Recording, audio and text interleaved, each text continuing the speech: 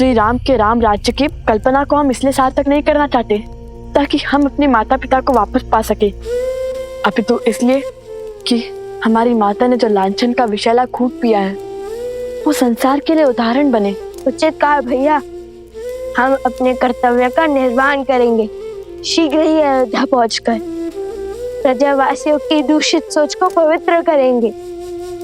पुत्रों, अंधेरा हो चुका है, आज रात्रि हमें यहीं रुकना होगा। जी गुरुवर। जी गुरुवर।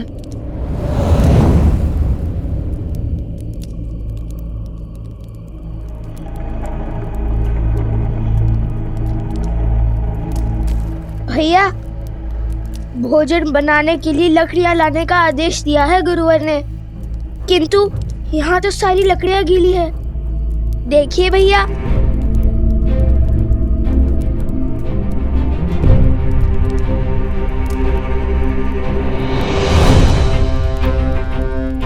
बिना वर्षा के ये गीली कैसे हुई? चलिए आगे देखते हैं।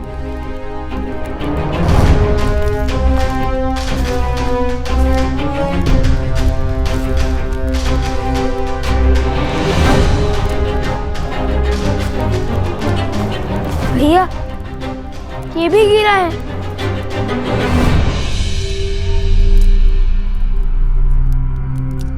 ये भूमि तो बिल्कुल सूखी है, किंतु आसपास के सभी पेड़ पौधे गीले हैं।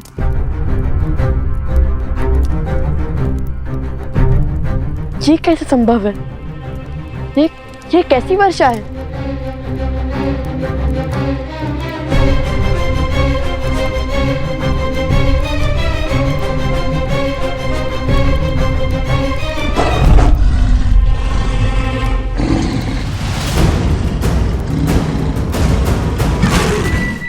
सावधान कुश, यह अवश्य ही कोई माया है।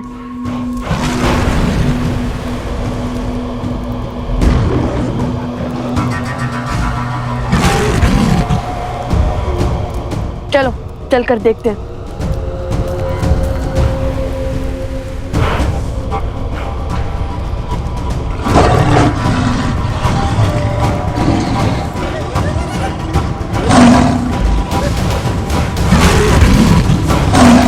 मारे गए। भैया, इतना विशाल, इतना क्रूर, ये सिंह है या साक्षात यमराज? ये कोई साधारण सिंह नहीं, कोई मायावी है। मैंने कहा था ना तुम्हें कुश, जैसे जैसे हम अयोध्या की ओर बढ़ेंगे ये माया का जाल हमारे मार्ग में बाधा बनेगा और हमें इसकी काट भी खोजनी होगी, क्योंकि बिना लड़े ये नहीं हटेगा। अरे भैया, जो वीर अपने पिता मेधावी महाराज श्री राम के सामने भयभीत न हुए, इतने बड़े बड़े योद्धाओं के सामने डटे रहे, उन्हें एक सिंह क्या हराएगा?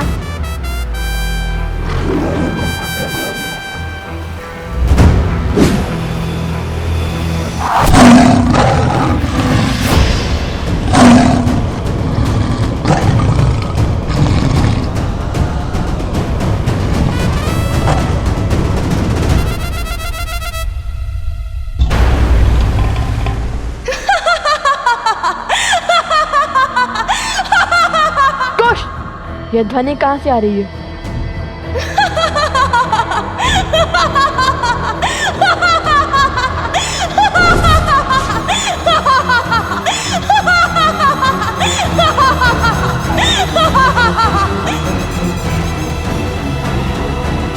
लो कुश, जानती हूँ कि हर माया की काट खोजने में सक्षम हो तुम दोनों, लेकिन इस बार मैंने ऐसी माया रची है जिसकी काट असंभव है। असंभव। चुप कर, बात करने वालों पर इतना अभिमान शोभा नहीं देता। बताओ कौन है तुम, क्यों आई हो, अपना परिचय दो, क्यों हमारे मार्ग में बाधा बन रही हो, सामने आओ। यदि अपने प्राण प्रिय है तो हमारे मार्ग से हट जाओ। स्वयं को बहुत बड़ा धनुर्धारी मानते हो ना, किंतु हर महान व्यक्ति के उद्देश्य भी महान होते हैं। जैसे धर्म की रक्षा करना, और मैं अपने पग तभी पीछे लूंगी जब तुम उस विशालकाय सिंह को मारकर अपने धर्म की रक्षा करोगे।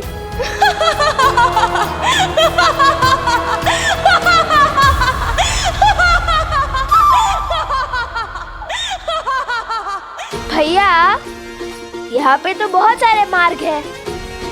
हम तुम्हारी संतुष्टि के लिए इस सिंह के मुंह में क्यों जाए? खड़े रहो यहीं। भैया, हम किसी और मार्ग से चले जाते हैं। चलिए भैया। अरे, इतने बड़े शूरवीर होकर इतने से सिंह से भयभीत हो गए। तनिक समीप जाओ और देखो दांव पर क्या लगा है।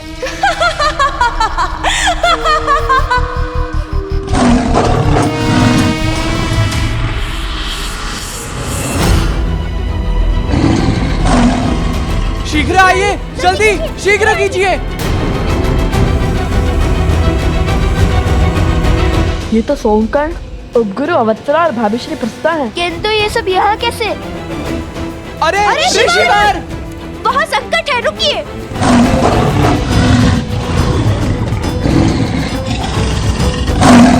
नहीं, रुको।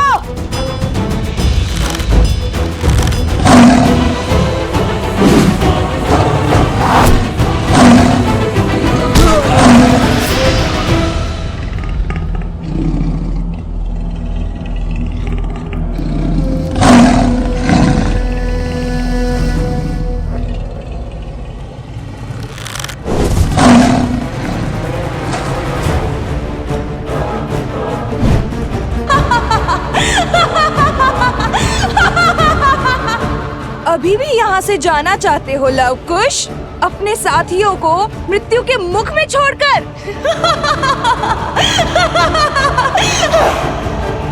चलो कुश।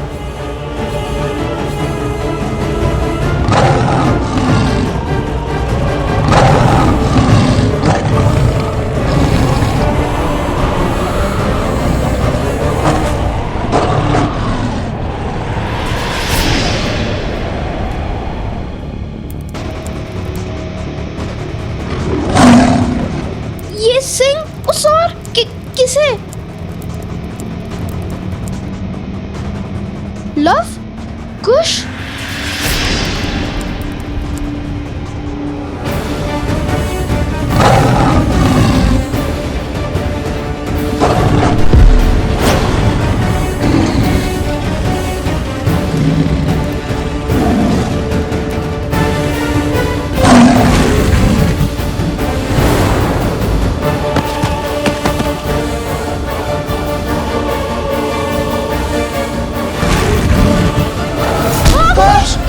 कुश!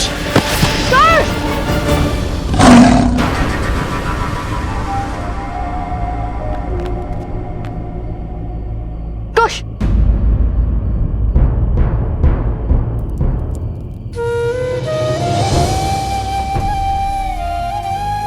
कुछ नहीं हुआ भैया, ये तो केवल एक खरोच है।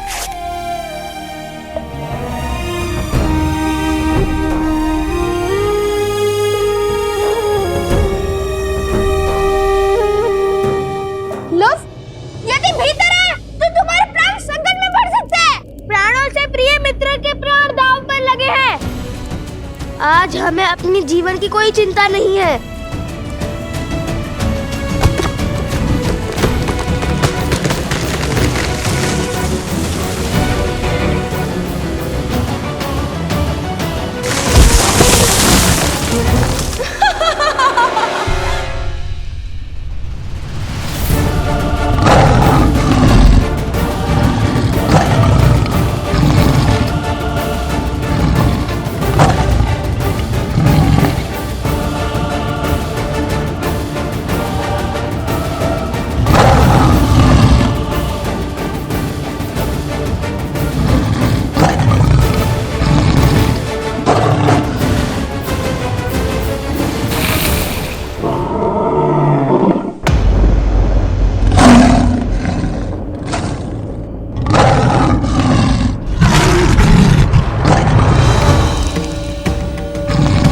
मार्ग से हटो मायावी पशु।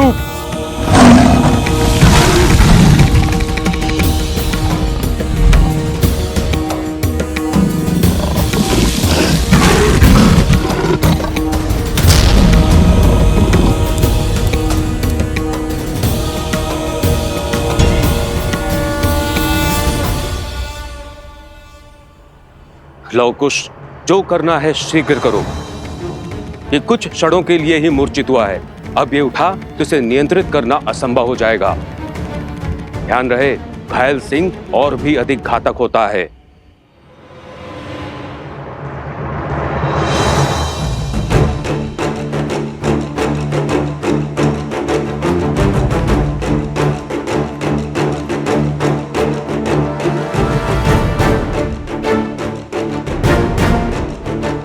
इसने तो पूरा मार्ग भी अवरोध कर दिया है, हमें इसके ऊपर से जाना होगा। आप यहीं रुकिए गुरुवर, हमारी प्रतीक्षा कीजिए, हम वहां पहुंचकर आपको बुला लेंगे। क्या हुआ कुश, भयभीत हो गए? माना कि इस पर माया की गई है, किंतु है तो ये भी एक पशु ही ना।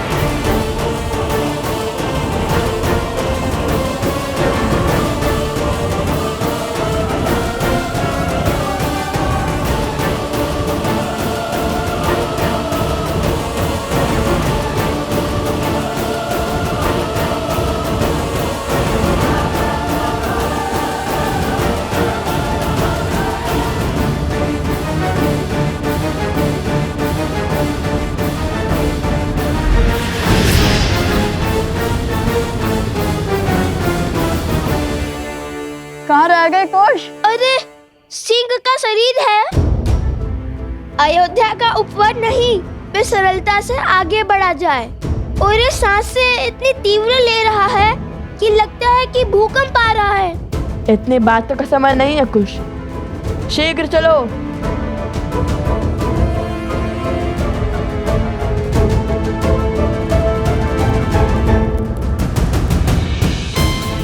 वो देखो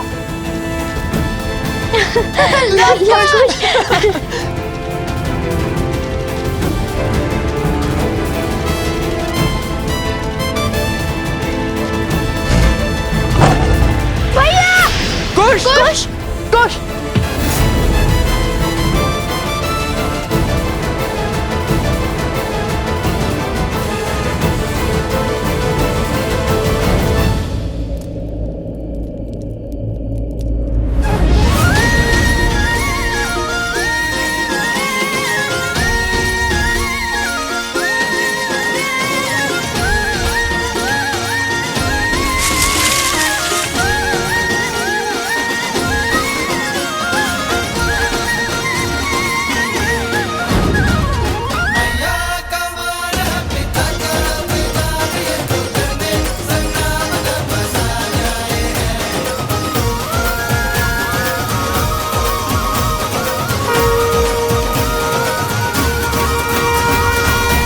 आप सब यहाँ क्यों आए हैं?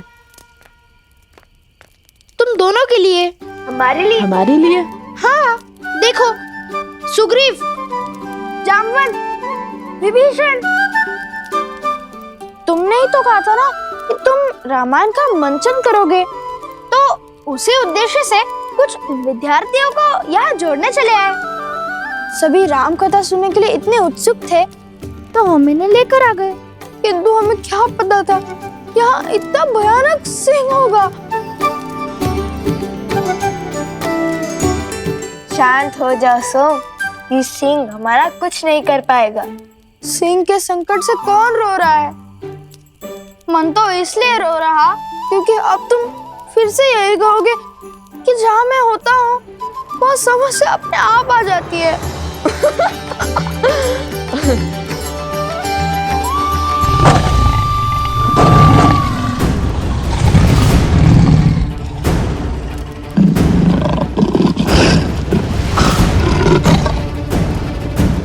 समय बीतने को है, सज रहो।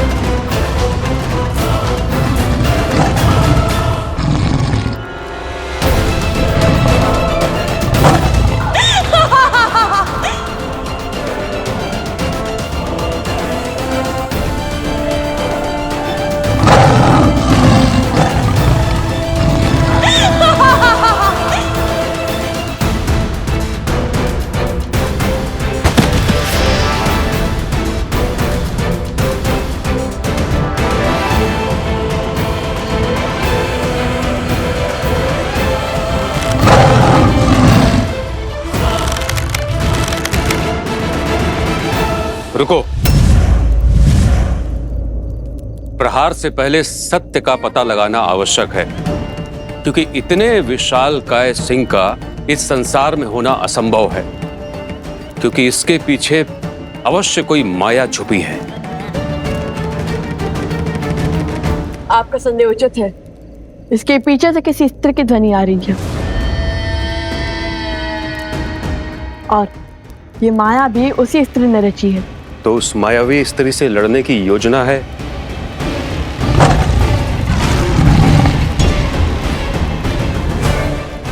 अभी बताते हैं।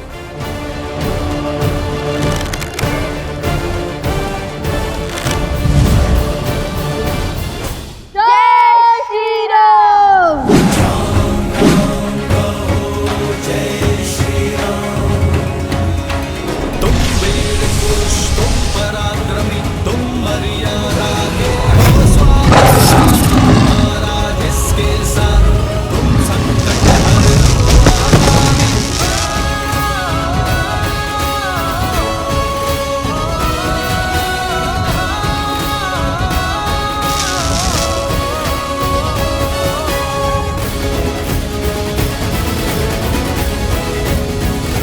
हमने इसको एक ऐसे बंधन में बांध दिया है जो एक पहर तक नहीं टूटेगा।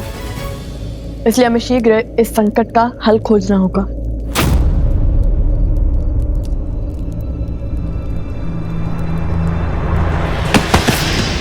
कुश!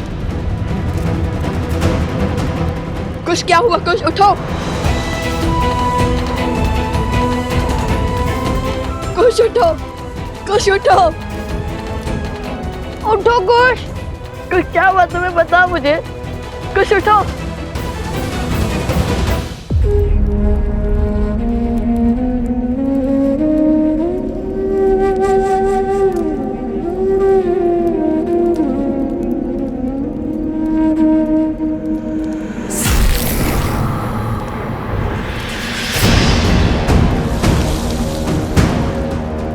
ये क्या?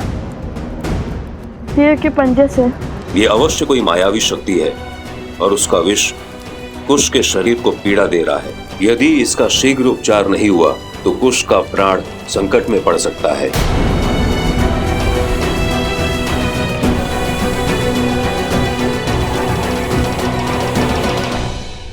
उठो! कुछ क्या हुआ तुम्हें? बताओ मुझे। कुछ उठो!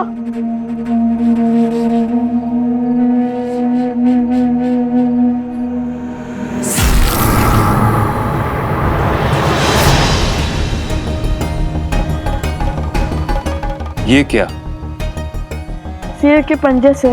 ये अवश्य कोई मायावी शक्ति है और उसका विष कुश के शरीर को पीड़ा दे रहा है।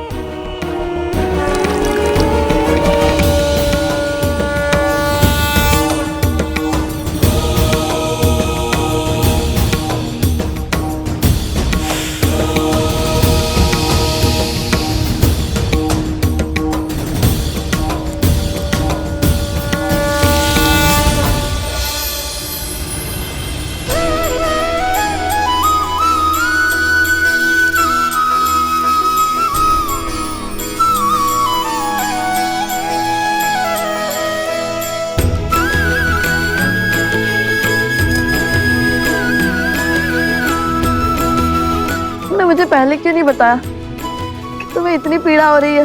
फिर आप अकेले इसी ऐसे बैठ जाते ना भैया।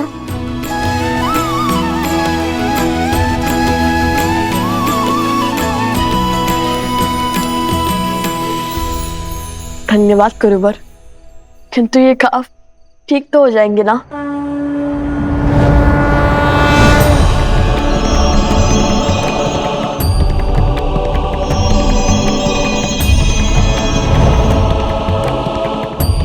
पुत्र, यहाँ एक श्रापित रत्न है जिसके उपयोग से प्रकृति को नियंत्रित किया जा रहा है और उसी मणि का उपयोग इस सिंह पर भी हुआ है। इस माया की गांठ उस मणि का अंत है और तभी कुश का घाव भी भरेगा।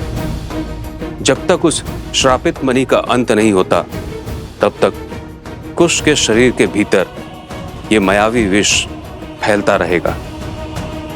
बताइए कहाँ है वो मणि?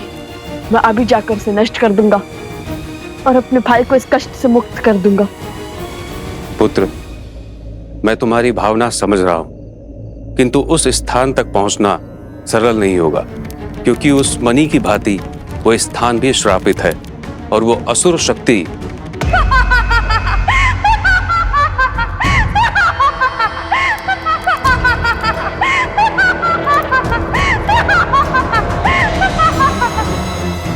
असुरी शक्ति अर्थात मैं, और मैं इन लोगों को यहाँ तक कभी नहीं पहुँचने दूंगी। और यदि वो इस पद पर पहुँच भी गए तो केवल कुश क्या, तुम्हारी मृत्यु भी निश्चित है।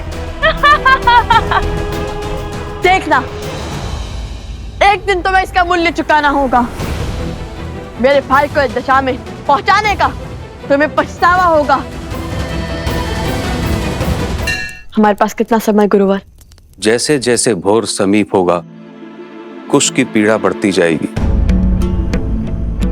और जैसे ही सूर्य की पहली किरण कुश के घाव पर पड़ेगी वो जल उठेगा और फिर मैं एक पैर के भीतर लौटूंगा। मुझे आशीर्वाद दीजिए। आशीर्वाद दे ऋषिवर। नहीं कुश, तुम कहीं नहीं जाओगे। मैं जाऊंगा और मणि को नष्ट करके आऊंगा। तुम्हें मुझ पे विश्वास नहीं है? भैया, जब स्वयं महाराज राम पिताश्री महर्षि विश्वामित्र के साथ असुरों का संहार करने जा रहे थे, तब क्या उन्होंने श्री राम से अनुमति मांगी थी? तो कुश वो भिन्न है। भैया, बिना आपके मैं कहाँ और बिना मेरे आप कहाँ? हम लवकुश तो राम लक्ष्मण की भांति एक दूसरे की आत्मा है ना? मैं भी तुम लोगों के संग चलूंगा। ऋषिवर, आप कृपया करके यहीं रुक जाइए। इन सबको आपकी आवश्यकता होगी। चले भैया। एक क्षण। एक मुख सूरज, एक मुख चंदा, दिए सिया के सुख आनंदा। एक एक आत यम जल युगला, जानकी सुत रूप लव कुश बोला। अरे एक लकड़ी से इतने विशालकाय सिंह का सामना कैसे करेंगे हम?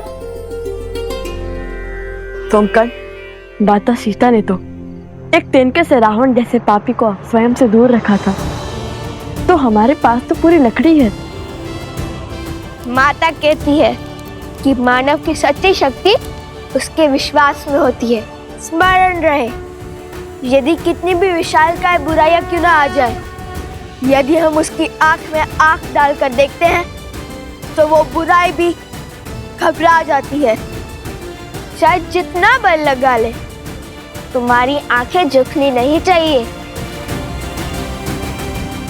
मुख पर भय दिखना नहीं चाहिए, समझे? ये समय भय को भयभीत करने का है।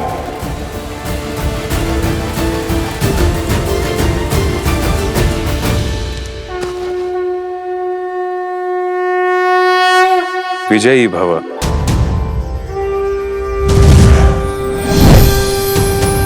पुत्र, ये हर माया को भेदने में सक्षम है। इसकी आवश्यकता तुम्हें होगी।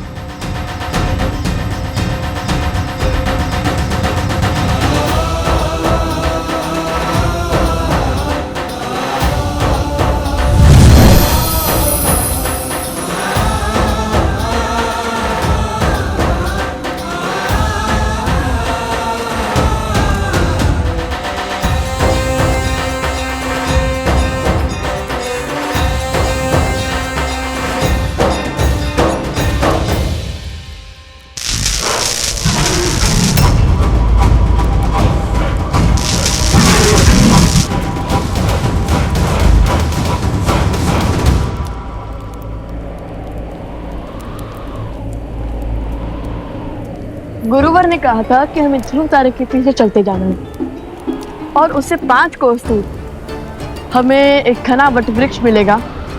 उसके ऊपर एक तांबे की घंटी होगी। भैया, क्या हुआ? कुछ बहुत पीड़ा हो रही है, खाव कष्ट दे रहा है। बताओ मुझे, यदि तुम्हें विश्राम करना है तो कर लो। नहीं भैया, मैं ठीक हूँ। मेरी अचरज का कारण तो आपकी सोच है। आप कब से मेरी भांति सोचने लगे? इतनी तेज आंधी में घंटी को भागे भागे आंखों से खोजने लगे। समझ गया।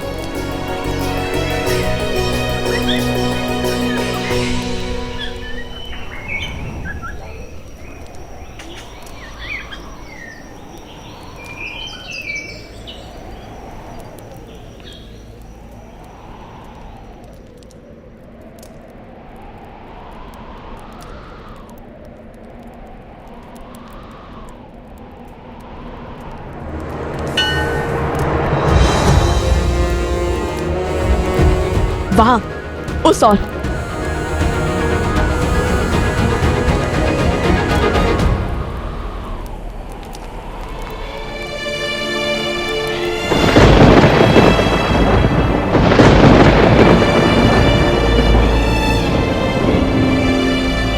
कुमुदनी, सोमकर्ण, अवत्सरा, प्रसूता, कोई नहीं लौटा अब तक? नहीं देवी। अच्छा, आते ही होंगे, किंतु इतना समय तो नहीं लगना चाहिए था। और प्रकृति भी कितनी रौद्र रूप में है। मेरा मन घबरा रहा है अब तो। आप कैसे कर लेती हैं ऐसा? अपनी संतान के लिए तो हर कोई चिंतित होता है, किंतु आप सभी के लिए इतना व्यथित कैसे हो जाती हैं? अपने केवल रक्त से नहीं, मोह के बंधन से और स्मृतियों के बंधन से भी तो बनते हैं ना कुमुदनी। अवश्य, अभी चिंता त्याग दीजिए, वो बस आते ही होंगे।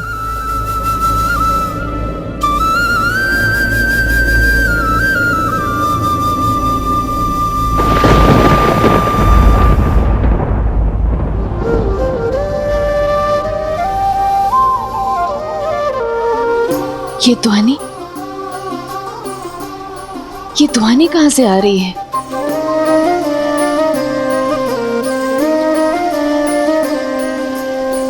मिथिला में शिव का धनुष भयंकर, जिसे ना हिला सका कोई धुरंधर। राम लखन गुरु मिथिला मिथिला पहुँचे, लक्ष्य था देखन सिया का स्वयंवर। मिथिल सभा में थी विकट निराशा, कौन बने भरतार सिया का। ले गुरु आशीष उठे फिर राम, शीश झुका किया शिव को प्रणाम। राम सिया राम सिया राम सिया राम, राम सिया रामायण को प्रणाम। राम सिया राम सिया राम सिया राम, राम सिया राम सिया राम सिया राम। हम वन देवी के पुत्र हैं, भगवान वाल्मीकि के शिष्य हैं और हम धर्म के मार्गी हैं।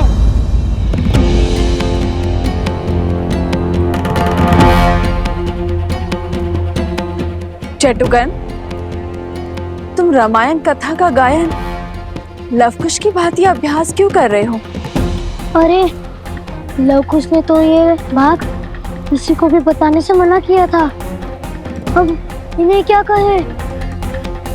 वो बंदे भी लवकुश को हम बहुत स्मरण कर रहे थे और हम सबको उन्होंने ही इतना प्रभावित किया है। तो अच्छा,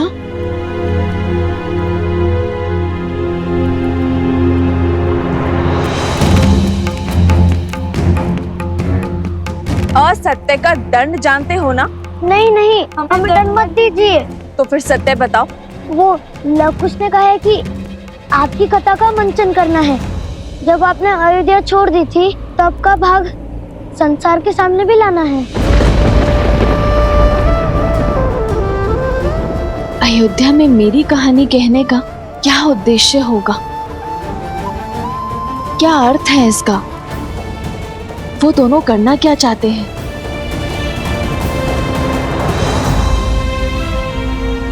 एक बात कहूँ वन दीदी, आप क्रोधित तो नहीं होगी? नहीं, कहो क्या बात है? आप बहुत भाग्यशाली है कि लवकुश आपके पुत्र है। वो दोनों हर क्षण आपके विषय में ही सोचते रहते हैं। देखिएगा, जब अयोध्या में लवकुश की रामायण का मंचन होगा तब उनके प्रयास अवश्य सफल होंगे, रामायण अवश्य पूर्ण होगी। किंतु हाँ, तनिक चौंकने के लिए सज्ज रहेगा और अब आगे कुछ मत पूछेगा।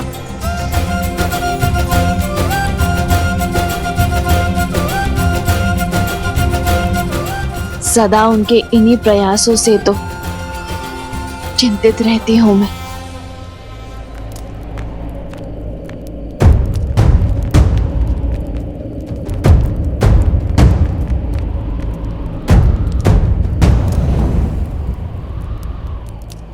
मिल गया।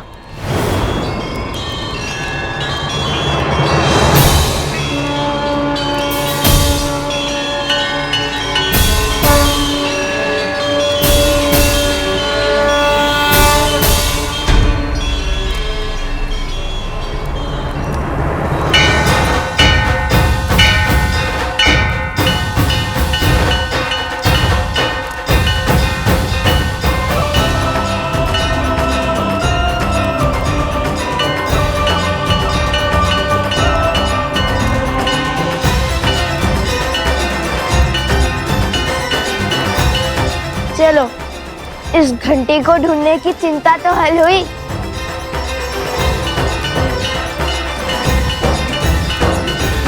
कैसी चिंता देवी? यही कि बिना संकट जाने, बिना परिणाम सोचे अनुचित को उचित करने की दिशा में आगे बढ़ जाते हैं।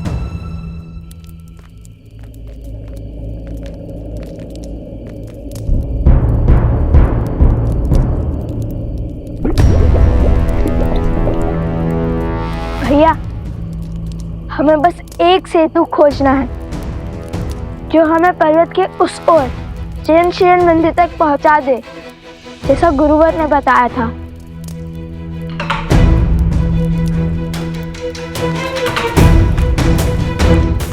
अरे ये तो टूटा हुआ है।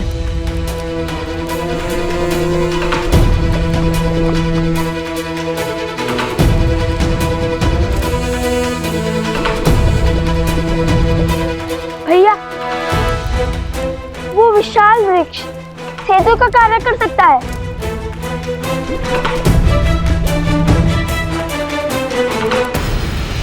हाँ तो कर्म उचित हो तो परिणाम की चिंता क्यों करना। किंतु कभी कभी केवल साहस से नहीं, चतुराई से भी कार्य को संपूर्ण किया जा सकता है। मैं तो बस आशा करती हूँ कि वो केवल अपने बल से नहीं, अपनी बुद्धि का उपयोग करके भी प्रयत्न करे। क्या हुआ भैया? भूल गए? माता कहती थी कि जब सब कुछ आपके अनुसार होने लगे, सब कुछ उचित होने लगे, समझ जाना चाहिए कि कुछ तो अनुचित घट रहा है। हाँ, कहा तो यही था माता ने कि जिसने एक सिंह को अपनी माया से इतना विशाल कर दिया, जो हमारे मित्रों के प्राण लेने के लिए सज्ज हो गया, जिसने कहा कि वो कभी हमें उस पृथ्वी तक नहीं पहुंचने देगी, वो पीछे कैसे हट सकती है? हाँ, हमें एक एक पर फूक फूक कर रखना होगा। और मैं फिर कहता हूँ कि मैं आगे बढ़ता हूँ, तुम यही रहो। कदापि नहीं, मैं आपके साथ अवश्य चलूंगा। जहाँ लव भैया वहाँ कुश। और वैसे भी यहाँ तक पहुँचकर पीछे हट जाओ ताकि सारी प्रशंसा आप लूट ले। ऐसा नहीं हो सकता। अब लगता है ये वृक्ष हमारा अंतिम विकल्प है, किंतु पहले हमें ये देखना होगा कि ये वृक्ष जिससे इस लावा के ऊपर एक पुल बन गया है, वो हमारा भार उठा भी पाएगा या नहीं।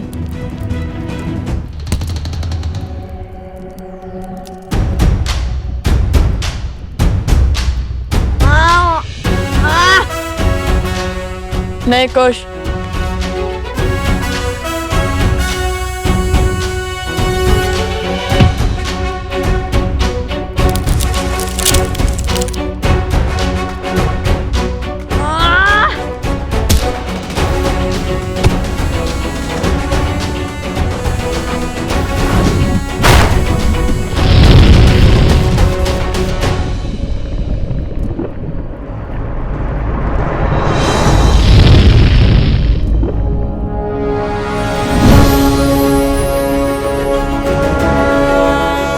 तो बलशाली, किंतु इसका उपयोग करके देखते हैं कि ये मायावी है या नहीं।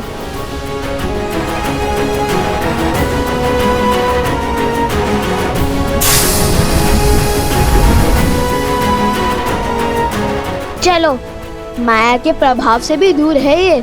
चलो अब हम इस पर चल सकते हैं।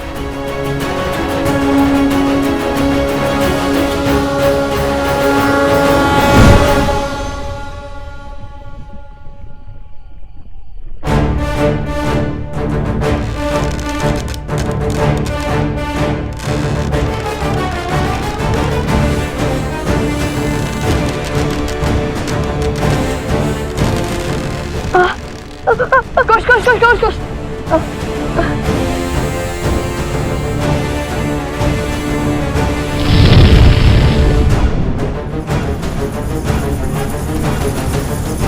ये ध्वनि कैसी आ रही है?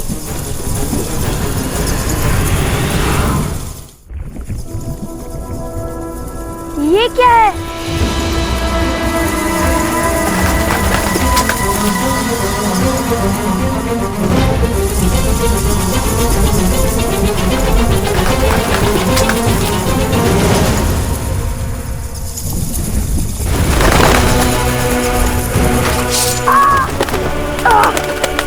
कुछ संभाल के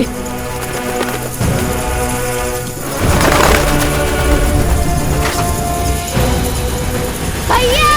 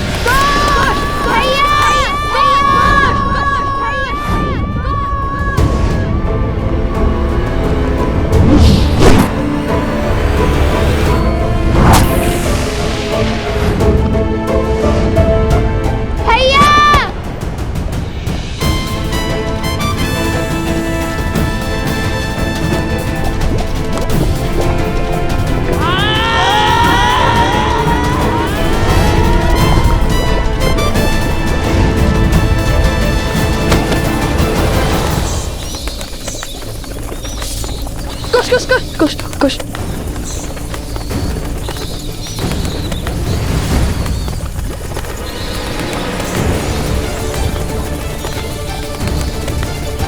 भैया ये तो पुनः आ गए।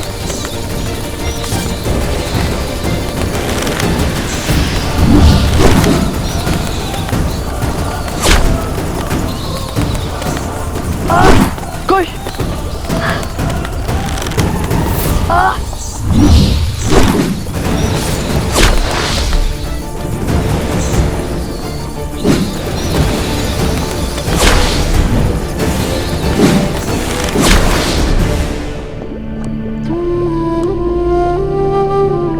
अभी तो बहुत मार्ग शेष है।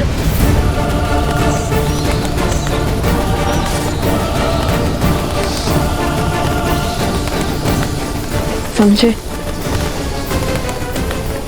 तो कूदो।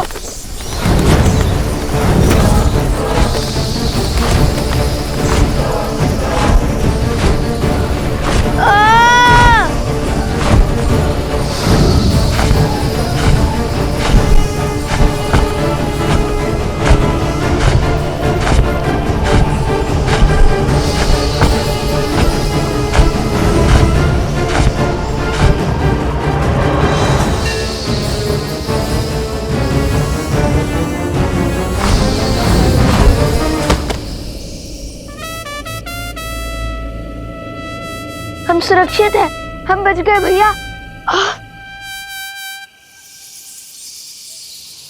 चलो अब इनका अंत करते हैं।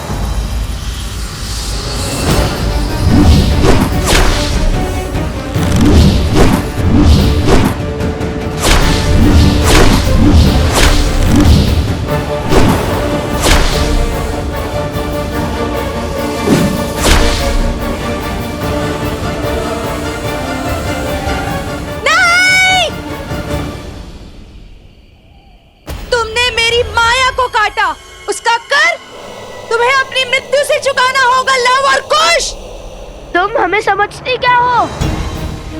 हमारे पास अपनी माता का ज्ञान है, ममता का बल है।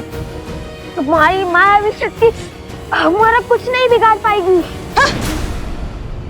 कुछ ही समय में ये पूरा विष तुम्हारे शरीर में फैल जाएगा और ये बड़ी बड़ी बातें धरी की धरी रह जाएंगी और हर भरम टूट जाएगा।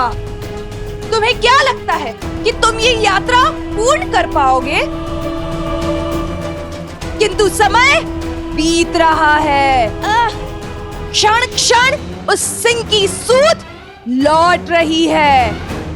यदि तुम समय पर ना पहुंचे तो वो तुम्हारे पाश से मुक्त होकर उन सबको मार देगा, विनाश कर देगा सबका।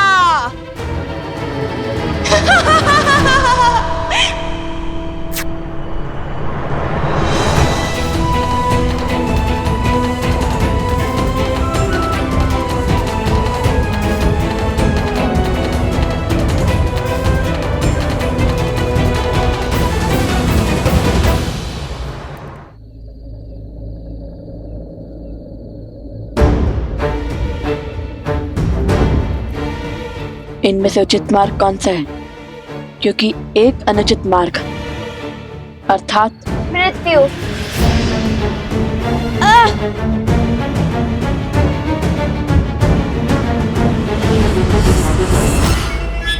अब इन 4 द्वारों में से उचित मार्ग किस पर चलकर पाओगे लवकुश? तुम्हें तो ये ज्ञात भी नहीं है कि तुम्हारे पास केवल 3 ही अवसर हैं। यदि भूल से भी तुमने तीसरी बार अनुचित मार्ग चुना तो उचित मार्ग भी बंद हो जाएगा। अब हमारा बल नहीं, बुद्धि हमें इस चक्रव्यूह से बाहर निकालेगी। और पहला प्रयास मैं करूंगा।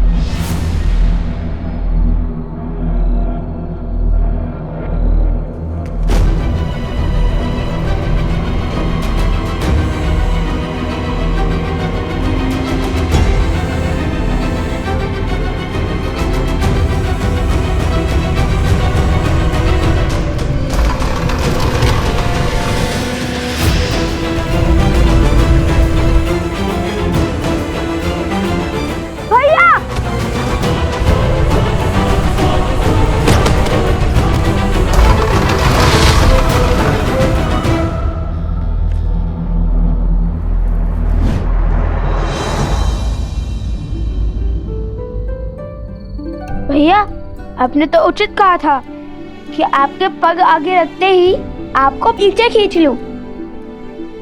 ये योजना आपकी थी, किंतु इसको सुचारू रूप से संपूर्ण करने का श्रेय तो मुझे ही जाता है ना भैया? हाँ हाँ हाँ, किंतु ये मशाल बुझ कैसे गई? छोड़ो, चलो अब दूसरा द्वार भी देख लेते हैं।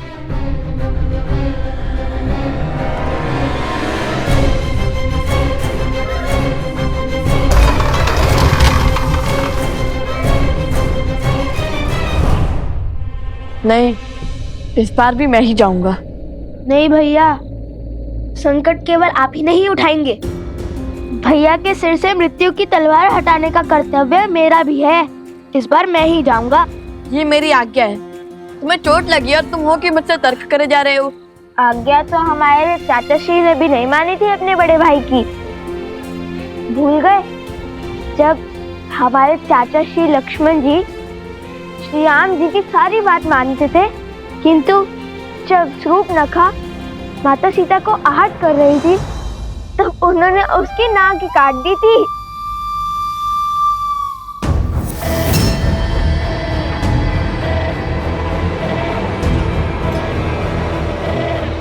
वो नाक कटी शूर्पणखा कैसी दिखती होगी? एकदम चिड़ै जैसी। ठीक है,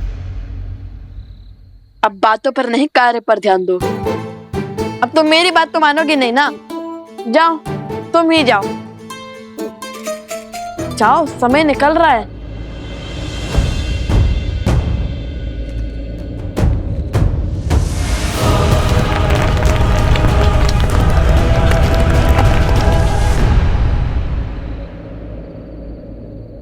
लगता है यही उचित द्वार है।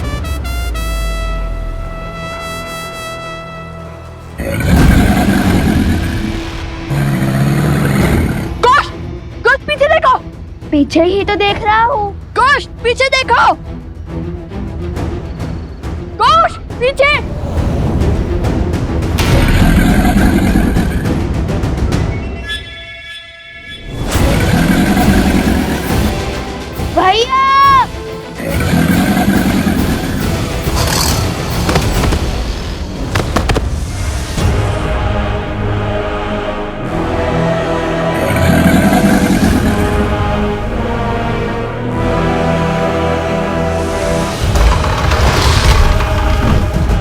2 द्वार के साथ साथ 2 अग्नि भी बुझ गई।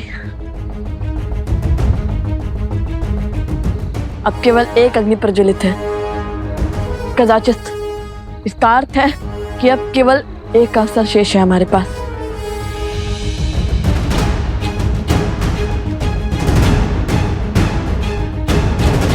बस एक अनुचित विकल्प और इनकी पराजय निश्चित है। अब तीसरे द्वार की बारी।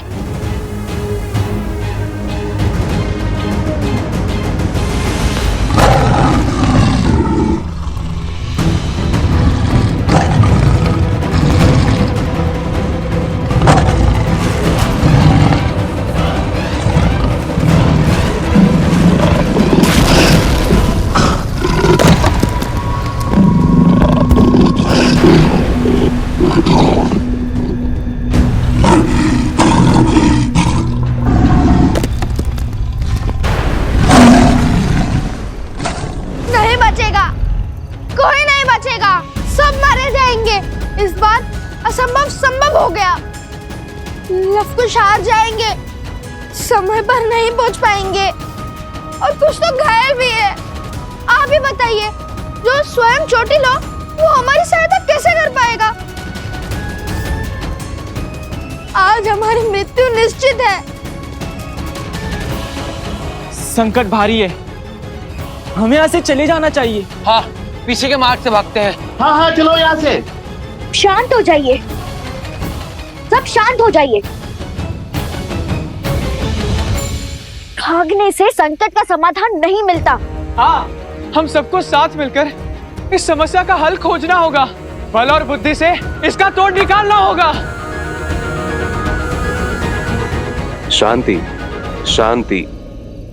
हम वो ऋषि हैं जो अपने धर्म निर्वहन के लिए जाने जाते हैं, जो अध्ययन और अध्यापन के लिए जीते हैं और समय आने पर शस्त्र उठाने का साहस भी संजोते हैं। यदि किसी को भागने की आवश्यकता थी तो वो लवकुश थे, किंतु वो नहीं भागे। क्यों? क्योंकि उन्हें स्वयं पर विश्वास था। और यदि हम सब यहां से चले गए तो उनके विश्वास का क्या होगा, जो हमारे विश्वास के लिए ऐसी मायावी शक्ति से लड़ रहे हैं। राम राज्य की नींव विश्वास ही तो है। ये राम नाम का विश्वास ही था जिसके बल पर पत्थर भी सागर में तैर गया, लंका तक सेतु बन गया। और आज विश्वास की यही शक्ति लवकुश के साथ है। देखना, आज संकट का कोई मेघ हम पर बरस नहीं सकता। यदि हम एक दूसरे के लिए खड़े नहीं होंगे तो संसार से मानवता समाप्त नहीं हो जाएगी। हाँ ऋषिवर, आज राम नाम की शक्ति ही हमारी रक्षा करेगी। आज्ञा दे।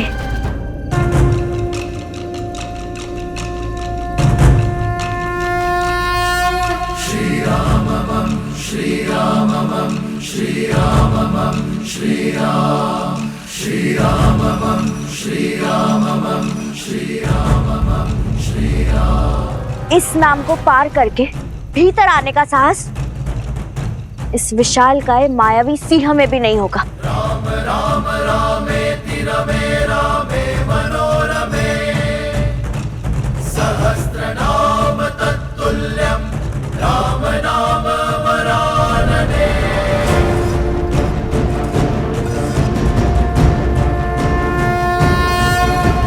राम राम रामेति रमे रामे मनोरमे सहस्रनाम तत्तुल्यं राम नाम वरानने।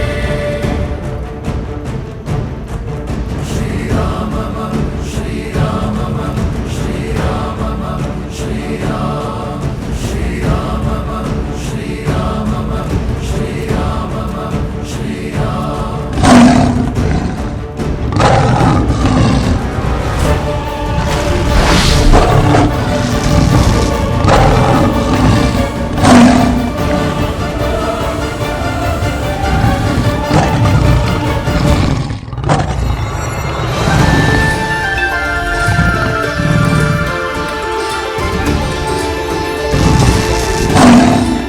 देखा, ये है राम नाम का बल।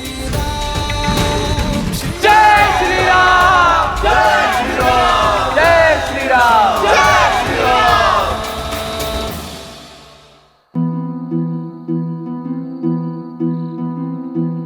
जैसे जैसे भोर समीप होगा कुश की पीड़ा बढ़ती जाएगी। सूर्योदय समीप है। तुम ठीक तो हो ना?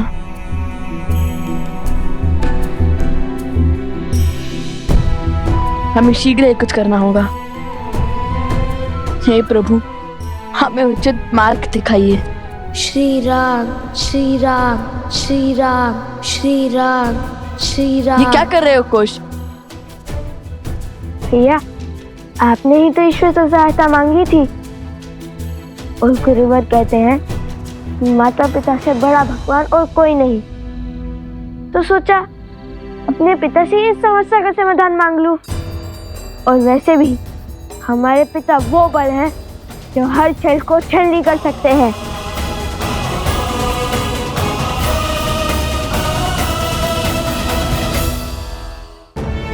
श्री राम श्री राम श्री राम श्री राम श्री राम श्री राम।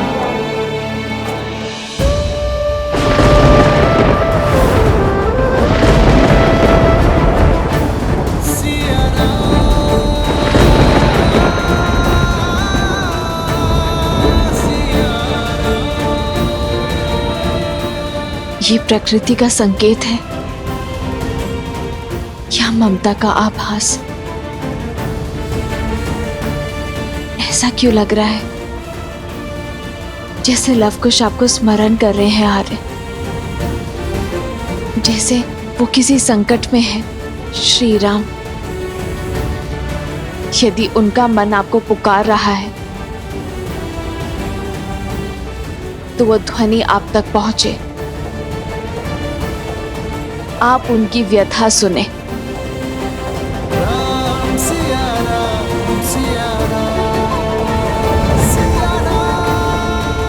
श्री राम श्री राम श्री राम।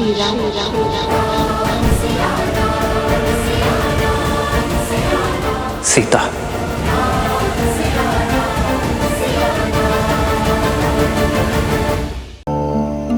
श्री राम श्री राम श्री राम श्री राम।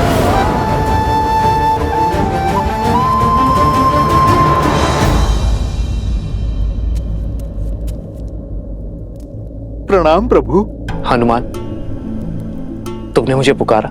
नहीं प्रभु, मुझे तो ज्ञात है इस समय आप ध्यान साधना में लीन होंगे। तो फिर वो कौन है जिसने मुझे स्मरण किया है? आभास तो किसी अपने का हुआ था, जैसे वो किसी घोर संकट में हो। कहीं लवकुश तो किसी संकट में नहीं? तुमने कुछ कहा हनुमान? हाँ प्रभु, यदि किसी ने आपको संकट के समय स्मरण किया है तो अब वो समस्या प्रभु आपकी नहीं, आपके इस सेवक की हो गई है। प्रभु, आप चिंता त्याग के ध्यान कीजिए। जो जहां जिस संकट में होगा मैं स्वयं उसकी सहायता करूंगा।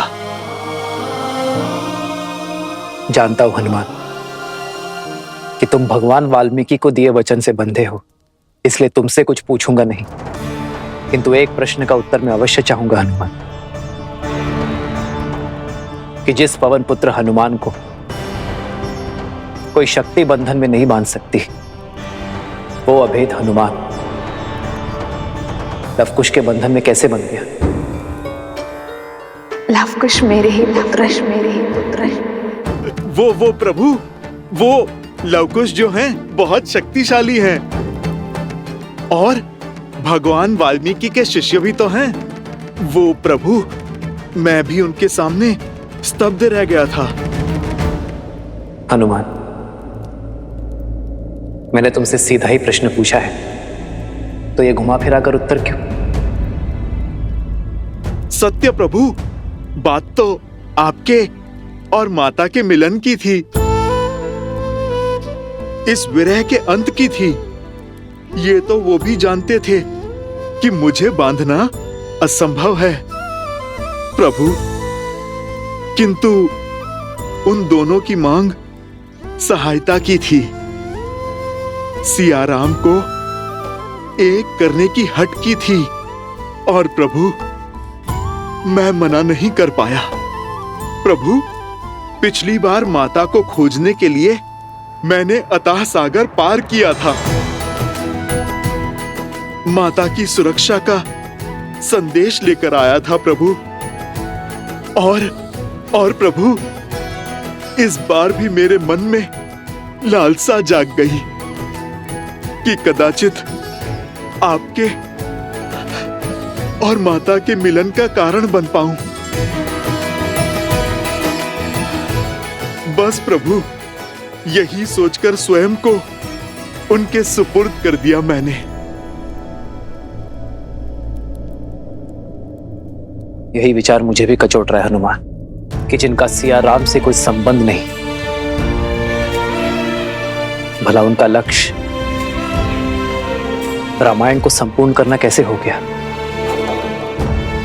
इन प्रश्नों का उत्तर तो केवल भगवान वाल्मीकि के अयोध्या आगमन से ही मिलेगा।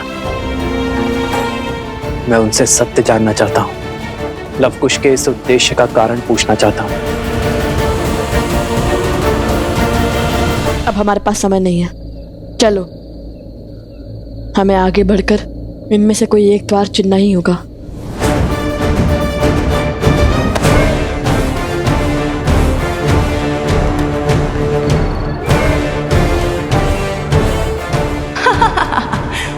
जाओ जाओ, रघुवंश के अंत की ओर जा रहे हो। जैसे ही तुम अनुचित द्वार खोलोगे, वैसे ही उचित द्वार भी बंद हो जाएगा और राम और सीता के अंश सदा सदा के लिए यहीं फंसे रह जाएंगे।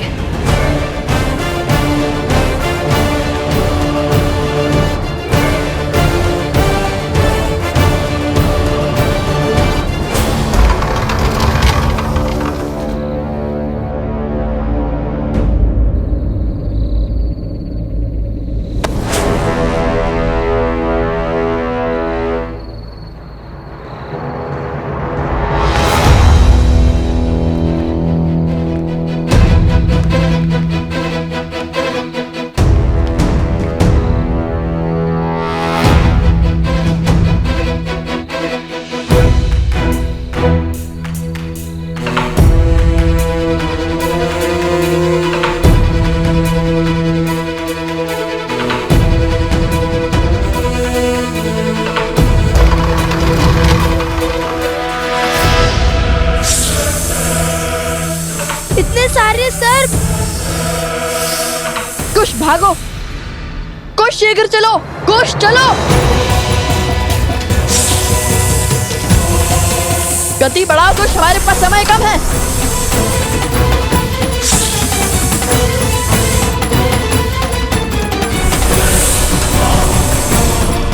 मृत्यु समीप है, गति बढ़ाओ कुश।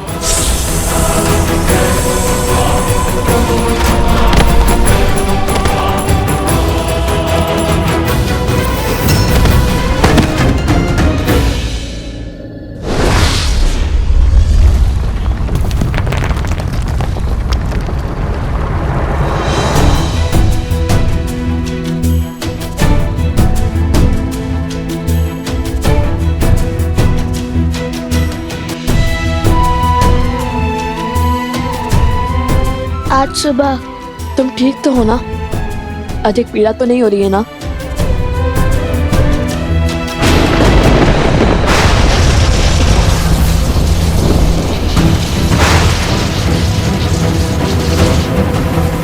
ये क्या हो गया? तुम्हारे खेल का अंत। अब तुम कुछ नहीं कर पाओगे, क्योंकि अब इस द्वार को खोलना असंभव है और माया के इस आवरण को तोड़कर कभी भीतर नहीं जा पाओगे तुम। क्षण क्षण समय बीतता जा रहा है। एक ओर वो कुश मरेगा और दूसरी ओर वो मायावी सिंह मुक्त होकर हाहाकार मचा देगा।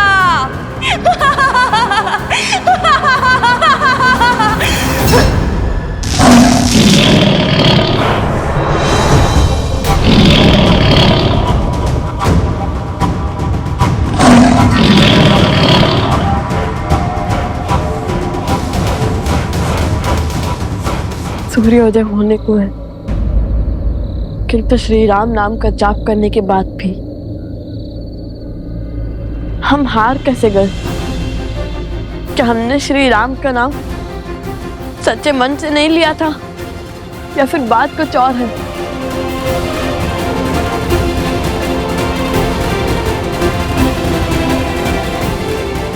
हे श्री राम, यदि आज ये लव अपने भाई कुश को नहीं बचा पाया, तो सौगंध है माता सीता की, ये लव भी अपने प्राण त्याग देगा।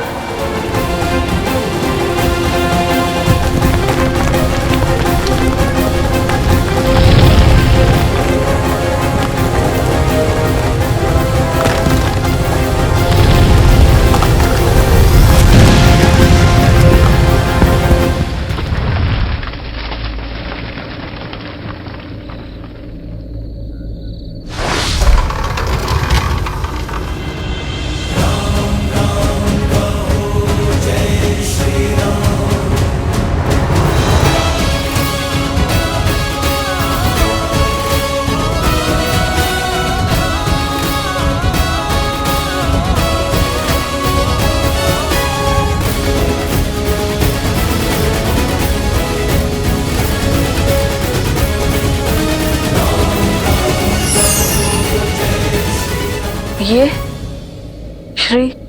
श्री राम ये कहाँ से? संसार में जब जब संकट में फंसा व्यक्ति श्री राम को पुकारेगा, सच्चे मन, कर्म और धर्म से उन्हें स्मरण करेगा, तब तब राम काज पूर्ण करने के लिए हनुमान अवश्य आएगा। ये स्वर तो सुवानर का है।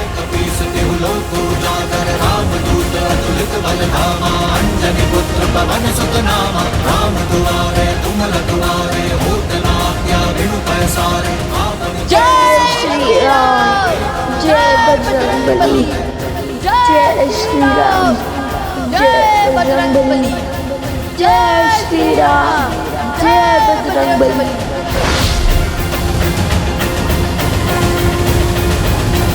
जय जय महाबली हनुमान।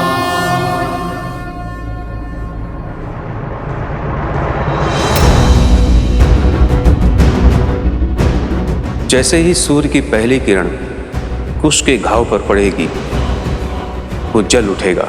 नहीं नहीं, मैं अपने भाई को कुछ नहीं होने दूंगा।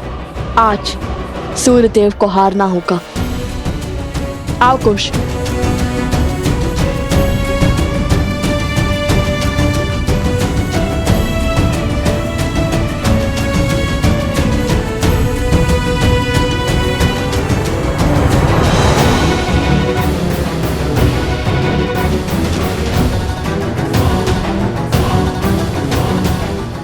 ऋषभ, सूर्य तो उदय हो गया, किंतु यहाँ कुछ नहीं बदला।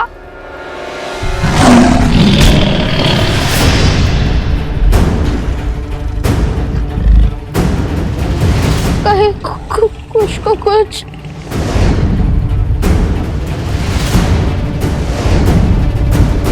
सोमकर! सोमकर! सोमकर!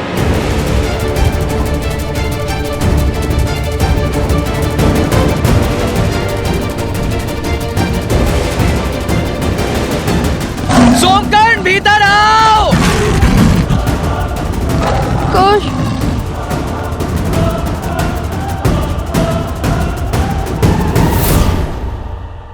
कुश, तुम्हें वो रत्न दिखाई दे रहा है ना? कर पाओगे ना? हाँ, करूँगा, अवश्य करूँगा। हटो!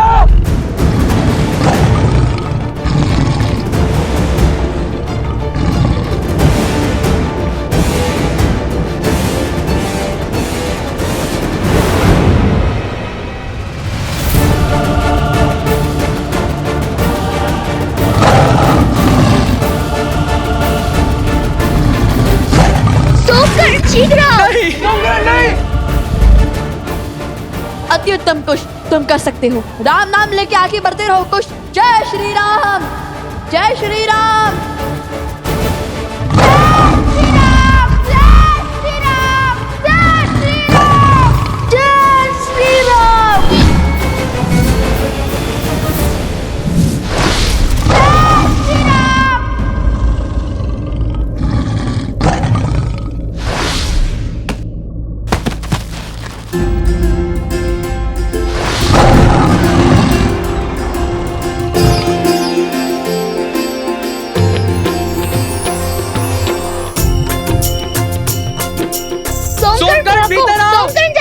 शीघ्र शीघ्र। लव कुश ने कर दिखाया, वे सफल हुए। जय श्री राम, जय श्री राम, जय श्री राम, जय श्री राम, जय श्री राम, जय श्री राम, जय श्री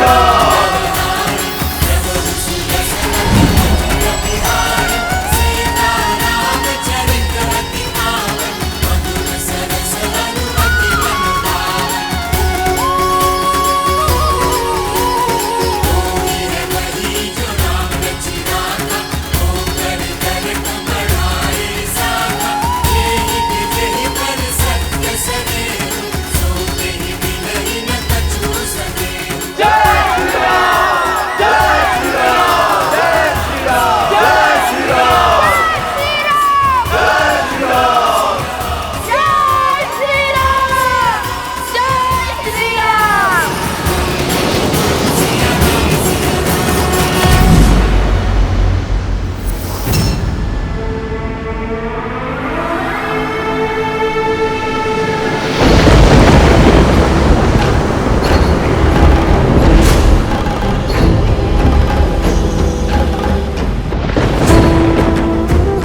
ये सहस्त्रमुख का अंतिम दाव है, जिसे राम, सीता, लव और कुश कोई नहीं झेल पाएगा। अब सबके प्रयास विफल और मेरा प्रहार सफल होगा।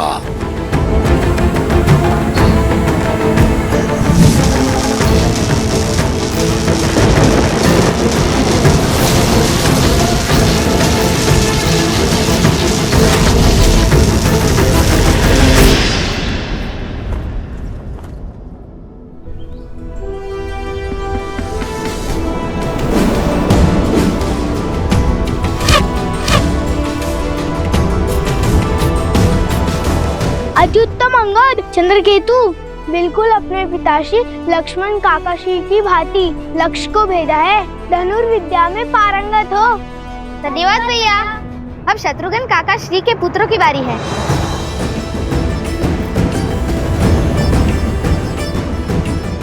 चलिए लक्ष्य को भेदिए सुबाहु भैया।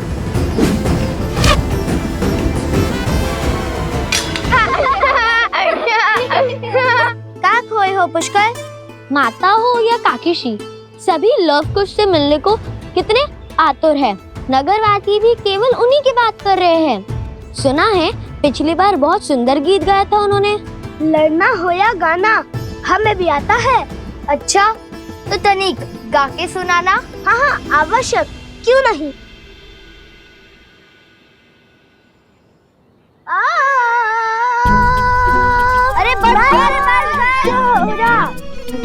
अरे हम क्यों लड़ने लगे आपस में? हमें कुछ ऐसा करना चाहिए जिससे प्रजा हमारे बारे में अच्छी बातें करे।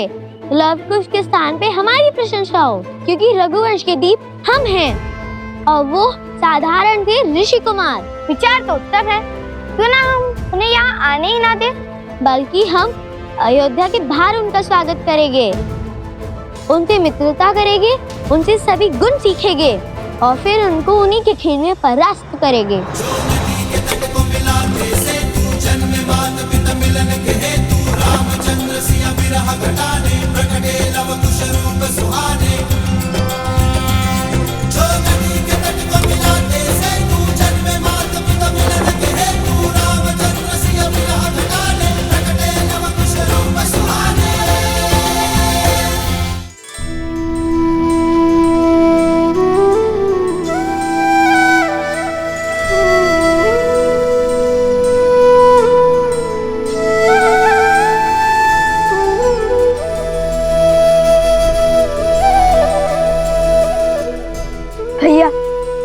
हम अपने घर, अपनी प्रजा, अपने राज्य, अपने परिवार के पास पहुंच गए।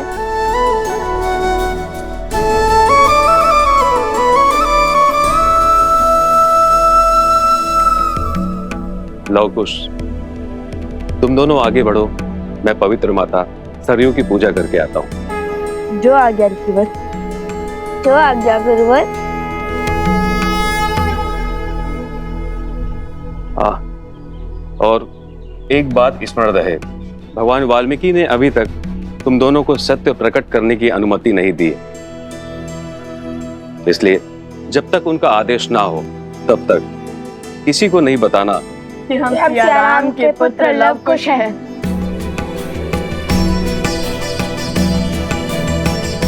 क्षमा कीजिएगा गुरुवर, उत्सुकता में मुख से सत्य निकल गया। किंतु आप चिंता मत करिए, हम आपको वचन देते हैं कि हम किसी को भी सत्य नहीं बताएंगे। हम साधारण ऋषि कुमार बनकर ही रहेंगे।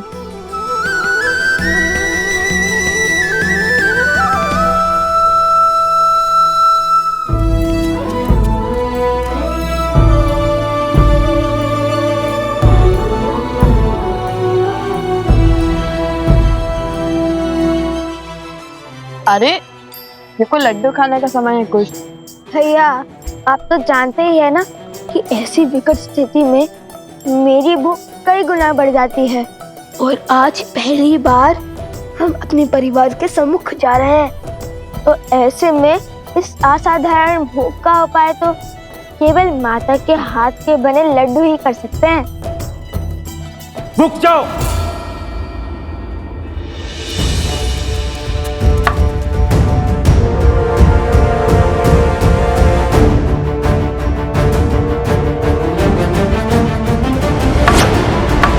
सावधान, तुम दोनों का अयोध्या में प्रवेश वर्जित है।